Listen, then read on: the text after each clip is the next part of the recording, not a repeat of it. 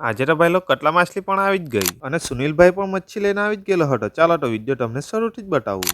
કેમ છો ભાઈ લોકો? આજના મારા મિની બ્લોગમાં સ્વાગત છે. અને મચ્છી વાળા ભાઈ લોકો પણ મચ્છી લઈને આવી જ ગયેલા હતા. ચાલો તો મચ્છી જોઈ જ લઈએ. એક તો આ ભાઈ વેલો માછલી કાઢતો છે નથી.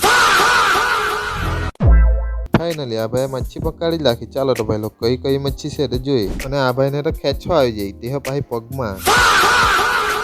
ચાલો ભાઈ તો હારો પણ થઈ ગયો. અને આ ભાઈએ મચ્છી પકડી જ રાખી. અને આજે તો કટલા મચ્છી પણ લાવેલા હતા. અને પાડી માછલી પણ હતી અને રવ પણ હતી. અને કટલા માછલીનો વજન પણ કરી જ નાખ્યો. અને 2 કિલો 300 ગ્રામ હતી. અને ચાલો તો તમને સુનિલભાઈની પણ મચ્છી બતાવી જ દે. અને આ છે સુનિલભાઈની માછલી. અને આજે તો ડોકડી માછલી પણ આવેલી હતી. અને આ માછલીને કહેવાય છે ખાટીયું. અને આ માછલીને કહેવાય છે દહી કાંટી. અને તમે લોકો શું કહેશે આ માછલીને કોમેન્ટ કરી દેજો. અને પછી હું આવી ગયો ખેતરે કેમ કે થોડુંક કામ હતું. અને મારી પંપાવીનું દારૂ જ ભાંગી ગયું કેમ કે પંપાવા જ એટલા બધા આવેલા. અને આ જોવો ભાઈ લોકો પંપાવા. અને એક જ પંપાવા હાથમાં હોને આવે એટલા મોટા. અને આ વખતે તો અમારા ખેતરે જાંબુડા પણ આવવાના છે. આ જોવો ભાઈ લોકો મોટો ફૂટી પણ ગયેલા છે. અને પછી હું મારી ગાય માટે ચારો લઈને નીકળી ગયો ઘરે જવા માટે. અને આજે તો તમે ભાઈ લોકો સપોર્ટ જ એટલો ભારી બદલાઈ દીધો. એક જ દિવસમાં 100 લાઈક ને 100 રિક્વેસ્ટ આવી ગઈ. આવો જ સપોર્ટ કરતા રહેજો ભાઈ લોકો. પહેલા તો મારા બધા ભાઈઓને દિલ છે થેન્ક યુ.